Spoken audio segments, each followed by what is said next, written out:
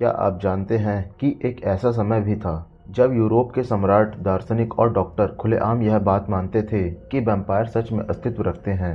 एक गांव जहां लोग बिना किसी बीमारी के मरने लगे, शरीर खून से खाली मिले और हर मौत के साथ एक ही नाम डर बनकर लौटता रहा। एक ऐसा व्यक्ति जो पहले ही दफनाया जा चुका था। लेकिन इस कहानी में सिर्फ खौफ ही नहीं, इसमें छुपा है एक सीक्रेट गिव अवे। कहानी के अंदर एक सवाल छिपा हुआ है, जो उसे पहचानकर सही जवाब देगा वही बनेगा इकलौता विजेता। सब कुछ इसी कहानी में छुपा है, तो ध्यान से सुनिए, क्योंकि यह सिर्फ वैम्पायर की दास्तान नहीं बल्कि इतिहास, मौत और रहस्य के बीच छुपी एक चुनौती है। भारत को छोड़कर संसार में जगह जगह मानव रक्त पीने वाली प्रेत आत्माओं के अस्तित्व के प्रति दृढ़ विश्वास रहा है, जिन्हें अंग्रेजी में वैम्पायर कहा गया है। प्राचीन असीरिया से लेकर कम्युनिस्ट खेमे वाले यूरोपीय देशों तक के लोक साहित्य और दंत कथाओं में ही नहीं, उत्कृष्ट शास्त्रीय साहित्य तक में उनके प्रति भरपूर विश्वास देखने को मिलता है तथा उनकी भौतिकता से चर्चा है। 16वीं सदी में अंग्रेजी के महान नाटककार विलियम शेक्सपियर ही नहीं, उनके बाद 18वीं-19वीं सदी तक प्रबुद्ध लोग चुड़ैलों, भूतों तथा आगे के दो बड़े बड़े दांतों वाली मानव रक्तपाई प्रेतात्माओं वैम्पायर के प्रति दृढ़ विश्वास रखते थे। गेटे, गियोवानी पोलोडोरी, पीटर मार्शनर अपनी साहित्यिक कृतियों में उनका सदुपयोग करते हैं।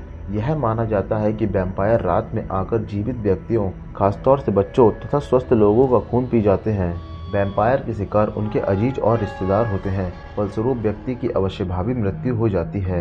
यह भी मान्यता है कि जिस व्यक्ति की मृत्यु इस तरह होती है वह वैम्पायर ही बनता है। ग्रीक लोगों की मान्यता थी कि शैतान धर्मयुक्त लोगों को वैम्पायर बनाता है तथा उन्हें जीवित रखता है। कहीं कहीं मृत्यु के बाद सयाने लोग ध्यान से जांच पड़ताल करते थे कि यदि ऐसा सुबह हुआ तो किसी हरे पेड़ के नुकीले खूंटे से उस मृतक का शरीर गोदकर गला काट देते थे तथा उसके दिल को जला दिया जाता था। 16वीं से 18वीं सदी के बीच जगह जगह इस आशंका में कि मृत वैम्पायर है, बहुतेरी कब्रें खोदकर शवों को गोदा गया, सिर काटे गए और दिलों को जलाया गया। फ्रांसीसी दार्शनिक जैकिस रूसो वैम्पायरों के अस्तित्व को न्याय, धर्म और चिकित्सीय प्रमाणों से सिद्ध करते हैं एवं उन्हें वैध तथा इतिहास समस्त बताते हैं। इस अवधि में वैम्पायर से जुड़े बहुतेरे कथित मामले सामने आए।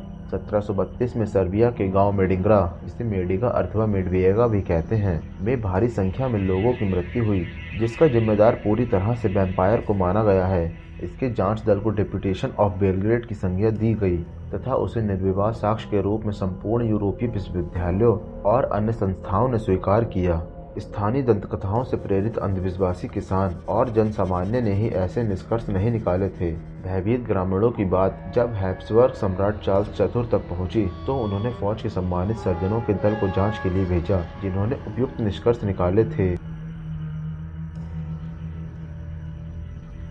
उन्होंने मौतों का कारण एक पूर्व सैनिक आर्नोल्ड पोइलो के वैम्पायर को बताया।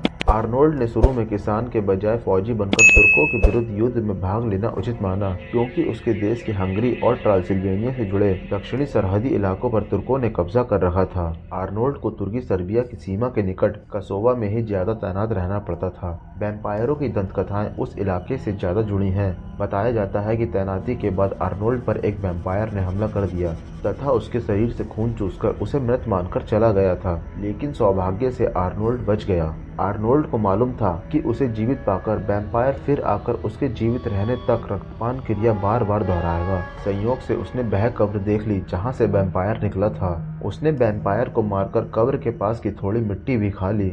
उस समय मान्यता थी कि ऐसा करने पर पीड़ित व्यक्ति भविष्य में वैम्पायर नहीं बनेगा। हालांकि आर्नोल्ड इस भय से आगे भी पूरी तरह मुक्त नहीं हो पाया। अपने वरिष्ठ अधिकारियों के रोकने के बावजूद आर्नोल्ड ने स्थल सेना की नौकरी छोड़कर उस वैम्पायर पीड़ित क्षेत्र से दूर हट जाना ही उचित माना। नौकरी के दौरान की गई बचत से उसने मेडिग्रा में जमीन खरीदकर खेती करना शुरू कर दिया। अपने पड़ोसी खेत वाले की बिटिया नीना से उसने शादी कर ली। नीना ने जब उसके शरीर पर वैम्पायर द्वारा खून चूसे जाने के दाग देखे तथा पूछताछ पर उसने सारा किस्सा बयान किया था। आर्नोल्ड को बराबर डर लगा रहता था कि वह जल्दी ही मर जाएगा। इत्तेफाक से वह दुर्घटना से आहत होकर अचेत हो गया और कई हफ्ते बाद बेहोशी की हालत में चल बसा। यह अस्पष्ट है कि वह घोड़ा गाड़ी से गिरकर या खुद ही उससे दबकर आहत हुआ था। उसको दफनाए जाने के बाद मेडिग्रा में बहुत से लोग रक्तपल्ल्या का शिकार होकर चल बसे। इस पर यह धारणा जोर पकड़ती है कि आर्नोल्ड के वैम्पायर बन जाने से वे शिकार हुए हैं। बाद में सम्राट द्वारा नियुक्त जर्मन दल ने भी इस बात की तस्दीक की।